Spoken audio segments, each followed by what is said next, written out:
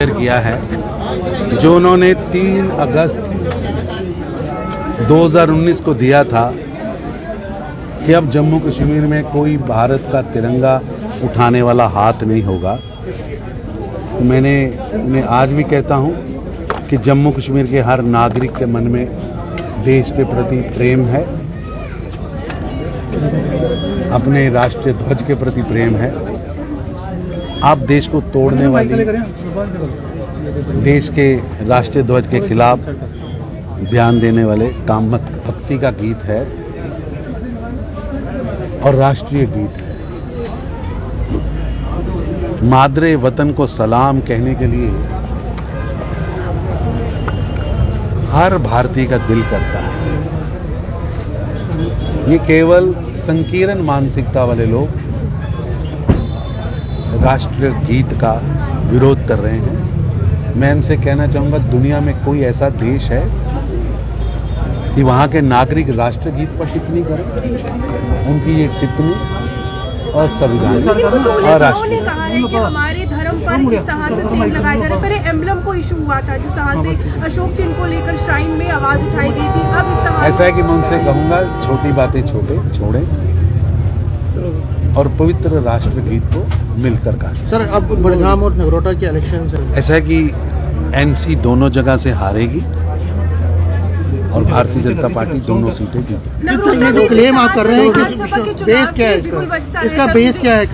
नंद किशोर जी आप ही के पार्टी से ताल्लुक रखते हैं, उनके समर्थक काफी ज्यादा गुस्से में आते हैं कि ऐसा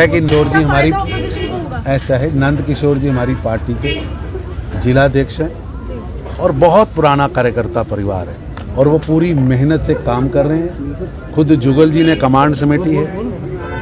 ये चुनाव नंद जी के नेतृत्व में हम जीते। एक मिनट, आपने पिटीशन डाली है किसी भाजपा जी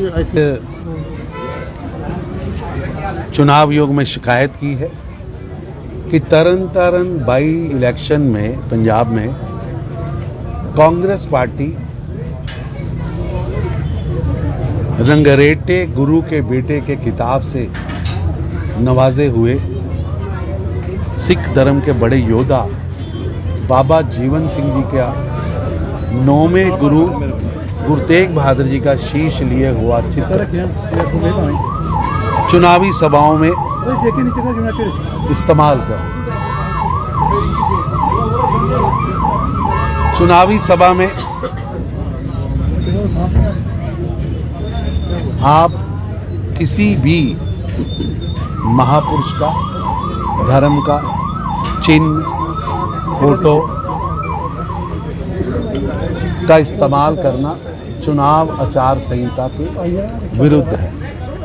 9वें गुरु गुरु तेग बहादुर जी का शीश पकड़े हुए बाबा जीवन सिंह जी की जो फोटो लगाई है और उसके नाम पर वो वोट मांग रहे हैं, ये चुनावी प्रक्रिया चुनाव आयोग के नियमों के विरुद्ध है।